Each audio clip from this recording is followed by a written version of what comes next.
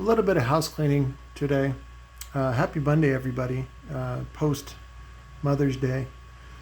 I had a bunch of videos planned, and I didn't manifest them. And not that I'm sorry, there's not enough time to do everything I want to do. So I got to do what's important.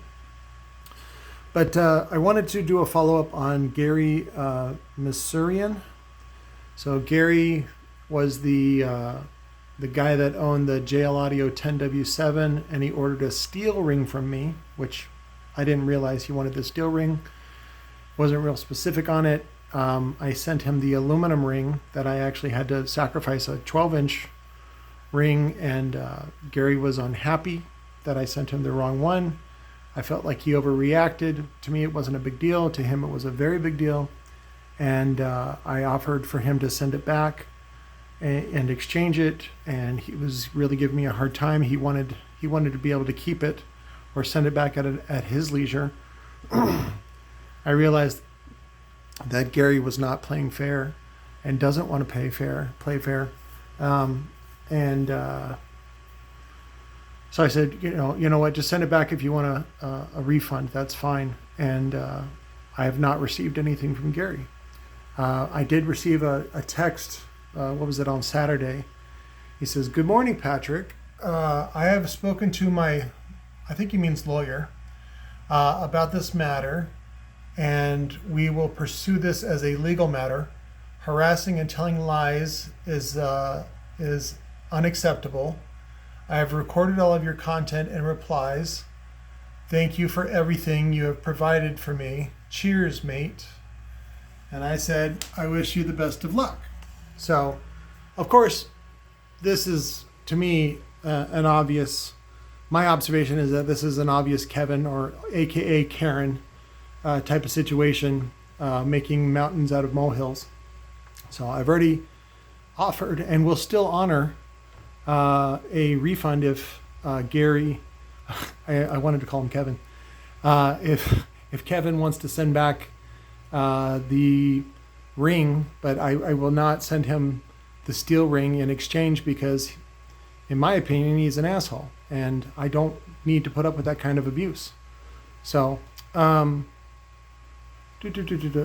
other thing was too is he's already made a threat that was, in my opinion, was cowardly in the first place. When anybody turns to violence and sort of threats, it's a good marker and revealer of character, including myself. I'm under the same standards for sure. So, but he had said that he said Arizona isn't that far, and then he's laughing, which is the equivalent of. I had one guy, he was a younger black guy. He was like, "I know where you stay at."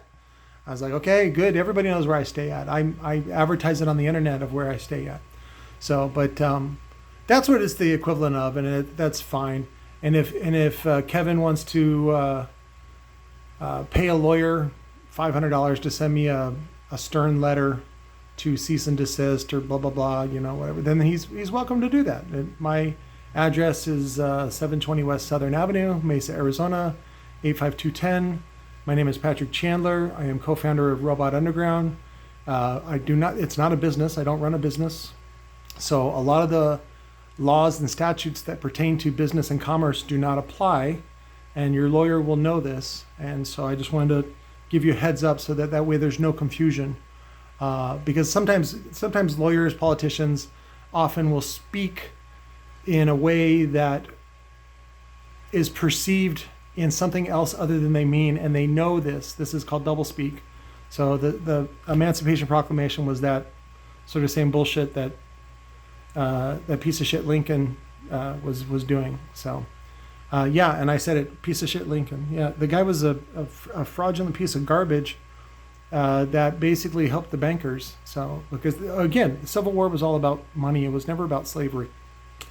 But that's another subject. So that's all right. That's all cleaned up. I don't want to talk about Kevin, Gary, whatever his name is anymore. And I wish him the best of luck. If he can figure out a way to get some money out of me, over a $25 item that I was giving to him at a discount, and he wants to sue me for something, that good for you. Good luck showing damages. So, but anyways, well, I did want to talk about petty behavior. So for me, I do my best to, I use my long experience of trolling, and I say the word trolling in a creative,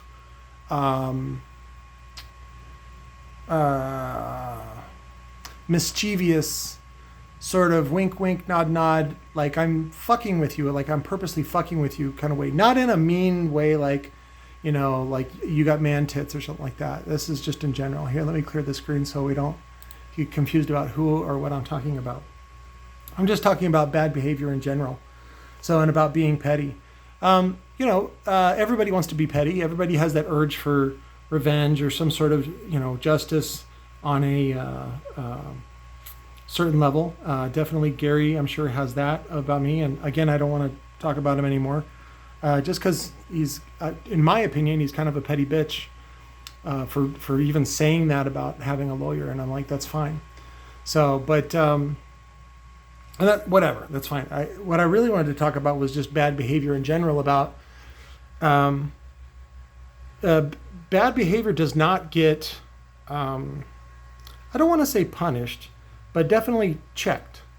In hockey, they have something called a check, where it's like, I'm not straight out, high sticking you, right? But it's definitely a body check. It's just like, what's up, motherfucker? What's up? I'm here. There's some sort of, I guess you could, spread it out to be called checks and balances, that sort of thing. So, but if you're going to be petty, have some skill at it, have some practice at it, have some tact, and learn. It's easy to be. I don't want to say it's easy.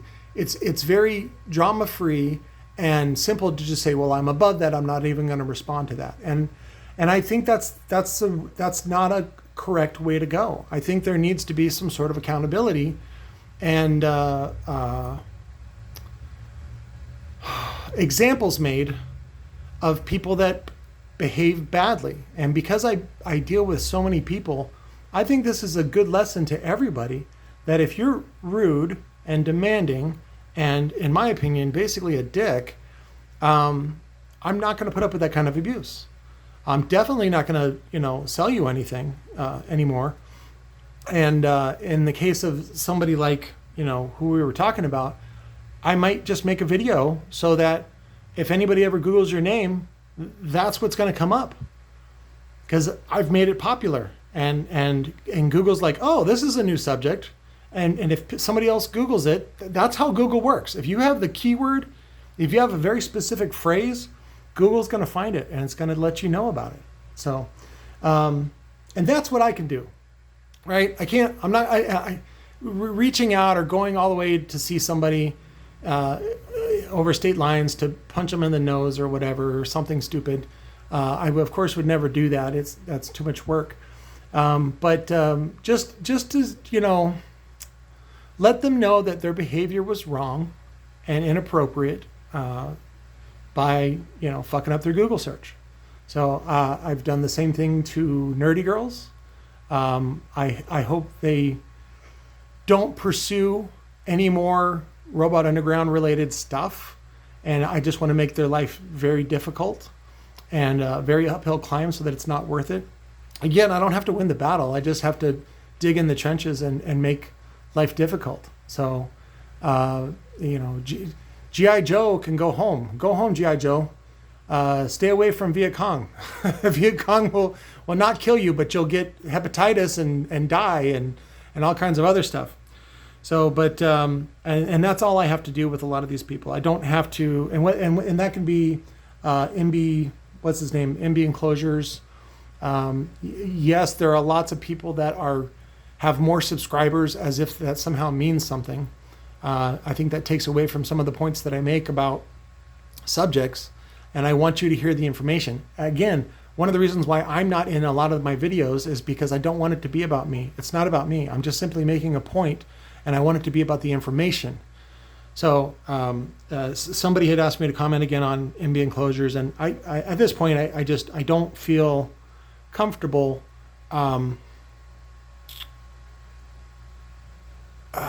What's the word?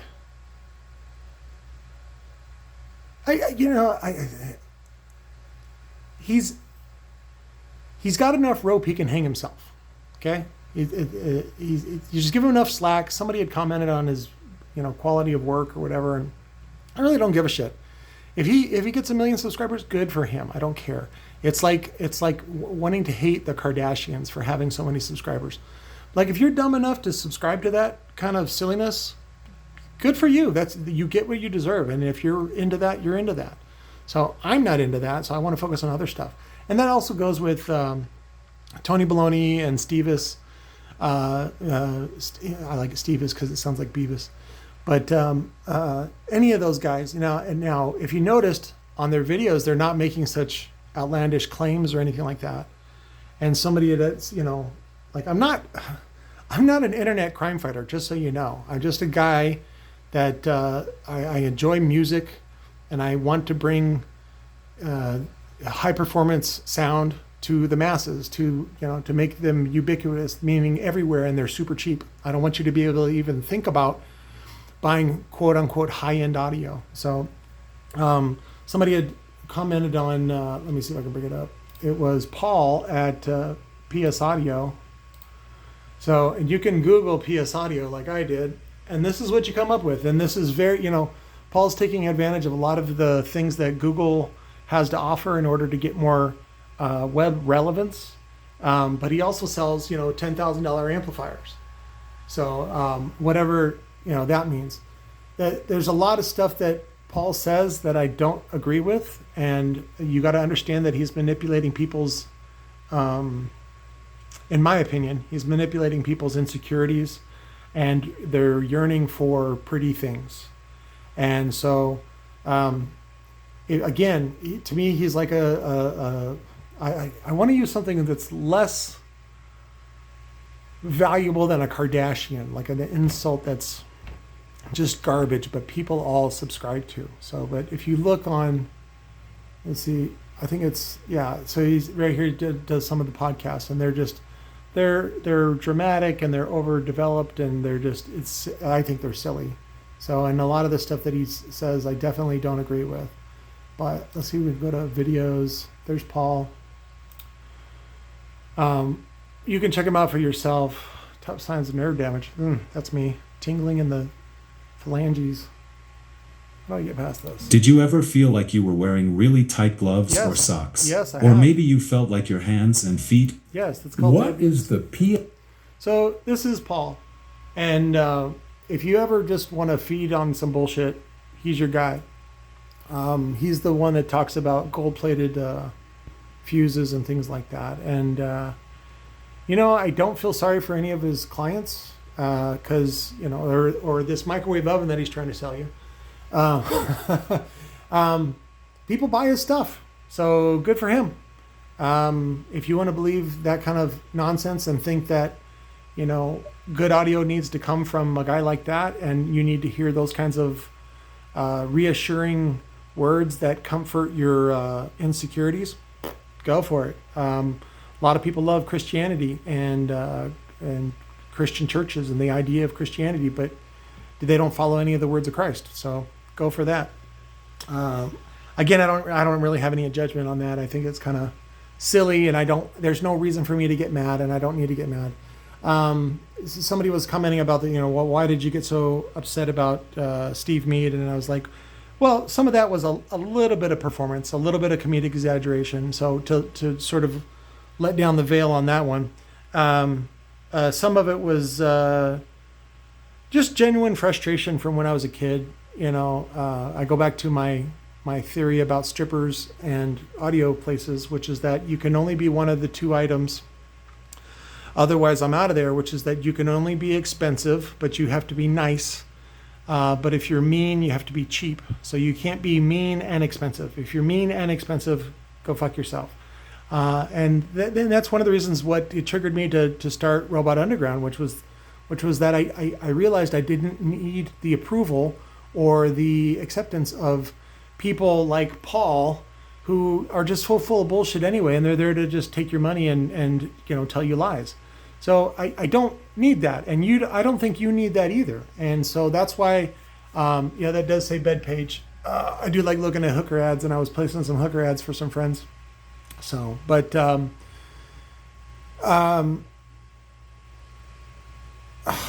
lost my track. I started thinking about hookers. Well, I wanted to get to some of the subjects about Mother's Day, so we can do something Mother's Day. That came up pretty recent. So there was actually I'll go to, what is it? It was Girl 27. Sherry's got pneumonia right now, and which is part of the autoimmune problems with long COVID, and so she's been going through the stages of pneumonia. It's just water on the lungs, and it just a lot of coughing and things like that. And so one of the things that we found on Prime was this film. It's a documentary that was made in 2007 or released in 2007, and I found it very powerful and very interesting. One of the main character in there, Patricia Douglas, I found very fascinating about her relationship with her mother, and about this.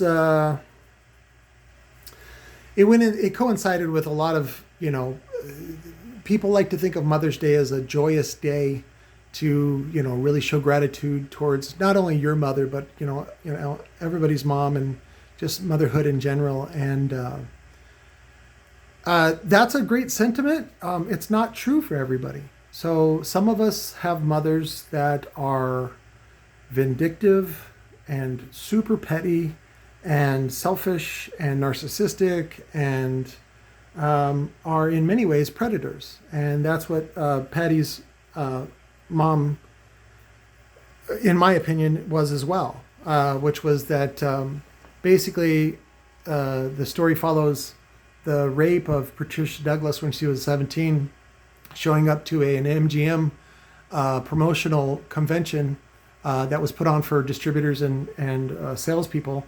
And this dude fucking raped her, and it fucked up her life, and it fucked up, everything that she was going through. And there's a really great nuance. The guy that made it, David Sten, really had a good touch with it, and did a good job on the editing and things like that, and really sort of created a vibe that was like, why haven't I heard about this? Why haven't I heard about this story? I didn't even know this. I thought this was a recent release of a or documentary, but this was released in 2007. And I think everybody should check it out, and just really examine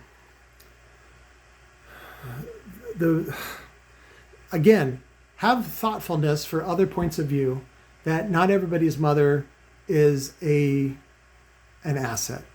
Okay, I follow some channels that are dedicated to Elon Musk and Tesla and things like that. And one of the things it was saying was that if you have a mother that loves you and is supportive, you're richer beyond any man.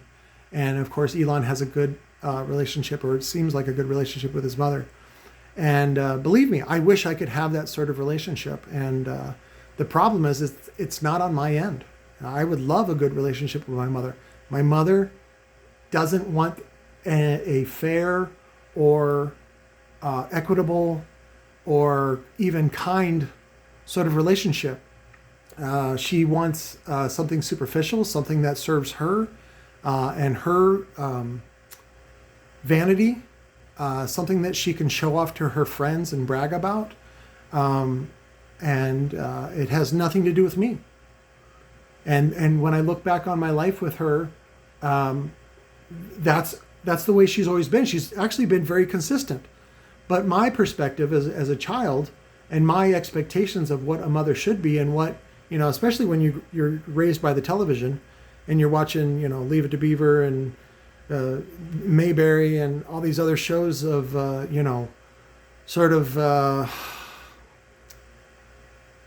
these traditional roles of what you would expect from a parent that cares about you. And not all parents care about their kids.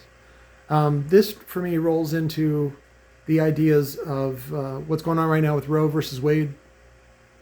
The idea that you would overturn Roe v. Wade is insane at this point. And it's really just pandering to people that have no responsibility for others, or even, they talk about being Christians, but yet, and they don't want to kill babies. Guess what? Nobody wants to kill babies. But they have no respect for other people's rights. And they go, well, we want the respect for the rights for the baby. It's like, well, then adopt the baby. So for me, going back to petty punishments and some sort of pettiness, I think if you attend an anti-abortion rally and you cause trouble, you should have to adopt 10 kids that nobody wants, and then see if you have time to show up to an anti-abortion rally. That's what I think you should do. So once you adopt 10 kids, and even if they're all state paid, right, which is actually a pretty good moneymaker, it's still going to keep you fucking busy, and you have no business telling anybody else what to do with their body. And to put this in a perspective, and this really sort of shed some light on. Because I used to have these fruity ideas about, well, a man has rights, blah, blah, blah. No, you don't. You absolutely don't. Once you give that hot steamy load to whoever, that's their steamy load to deal with however they want. You have no rights as a man, as a sperm donor, as anything like that. Now, you may want to negotiate something, and that's different, but you don't have any rights to begin with. What happens in her body is her business. And there's nothing you can do about it. One of the things you have to understand, and what was it? Somebody had asked one of my mentors, George Adair of Omega Vector, about, how does Omega Vector feel about abortion, things like that. And George didn't take a stance on it, but what he said was that, he says, the human body itself has performed more abortions than there have ever been people that existed. Think about that. Think about how many miscarriages there are in society and life and we're talking about all species. We're talking about, all mammals, all humans, compared to the success rate of having a live birth that both the mother and the child survive through. There have been way, way, way many deaths. And so this is just part of nature. And when you get anti-abortion and you want to tell people what to do with their bodies, that's anti-nature, and it's in a respect, it's actually anti-God, the way that nature has intended it. They've observed bonobos that when the group gets too big, they start having more gay births, more gay bonobos as a population control. It cannot sustain that sort of thing, and humans have this sort of the same thing. But these people that are just like self-righteous and think they know what's best for you. Are always trying to take your rights away and always trying to tell you what to do with your body, and it's none of their fucking business. And anytime you go against nature, you're asking for trouble. So the best thing you can do is observe nature and be one with nature and mind your own fucking business. That's my recommendation on that. So I can hear people arguing now, well, why are you telling me not to be against abortion? I'm like, because again, this goes back to like noisy motherfuckers that have a noisy exhaust and a noisy motorcycle and things like that. You don't need to be that way in order to make your car move or make your motorcycle move, or even if you have a stereo that's that loud. You don't need to have that sort of thing as a necessity. Now, if you do, that's something different, but you don't. That's an exaggeration, that's a luxury, and that's a thing that you're doing to the world to whatever, to poke fun, to get attention, to punish other people, whatever the reasons you're doing it, it's unnecessary, and it's not needed, and it's not wanted. Nobody wants you. Nobody wants to do that. Nobody wants to hear you flex how awesome you are on your stupid motorcycle. Nobody wants to hear that. Yeah, and you don't need to do that. And that's when you go around like basically when Christians like to preach, or when they, when missionaries show up on your door, do you have a relationship with our Lord and Savior Jesus Christ? It's like, shut the fuck up, I want to punch you in your face. And then they go, well, that's not very Christian. And you go, I'm not a Christian, motherfucker. So you can fuck off. So it's none of your business about my relationship with God, if there is even such a thing. And in the end, it doesn't matter because God's not showing up. So, but that sort of nosiness is, you're missing the point about being a Christian and what Christian values are. And that's one of the reasons why I've aligned myself with the Church of Zeotology, is that our focus is about making you money and getting you self-sufficient and getting you independent so that you're not under the thumb of your job, of other people, of the government, of anybody. If we can teach you how to make $1,000 a week in cash, you could stay home with your family and live a pretty good life. And that's now once you achieve that, then we can talk about the afterlife. Then we can talk about religion. Then we can talk about God and all those other things that are really esoteric, that really have no place in modern society. There needs to be, I think, a real big correction for, number one, bad behavior, rude people, and this idea that society somehow needs a parental figure or parental figures to tell them what to do, and that you're asking for trouble. And I'm a promoter of chaos, not quite anarchy, but definitely a promoter of chaos to fuck up your shit. And that's why I do really small, petty things like, post a video about you and air my opinion about your bad behavior and things like that. And that's one of the also reasons why, since we're sitting here looking at this, that's why one of the reasons why I want to promote this movie. It's a great documentary, and it's about how basically the real story is about how rich people and a major corporation rigged the whole thing. They paid off the mom, and then the mom dropped the case and spent all the money and boozed it up and didn't provide any care or anything for the daughter. And they paid off the police, the attorneys, everybody. Again, watch the documentary. It's fascinating. And to think that this sort of thing does not happen, no, not true. It happens all the time, every day. It's just in plain sight now. And that's why whenever you see something in the news that's, I don't want to say clickbait, but it's definitely, exciting or dramatic, look at what is not being talked about. Look at what else is being said. And that actually comes up in this film about, that's how he found out about this story about Patricia Douglas, was actually something else was in the headlines that was, not about this other stuff. So, but I think that's about all I wanted to cover. This is basically a Sunday sermon, and I'll label it that in a way to, again, I don't want to put myself in a position where, I don't want anybody to worship me. And thank you for defending me out there. I don't really need defense against people that don't like me or don't like my work. Just, focus on something else. Focus on making your life better. Don't focus on people talking trash, that I keep speaker motors outside or whatever it is. They mean nothing to me, and it's not the point of what I'm doing. That's just a way. That's just a means to an end.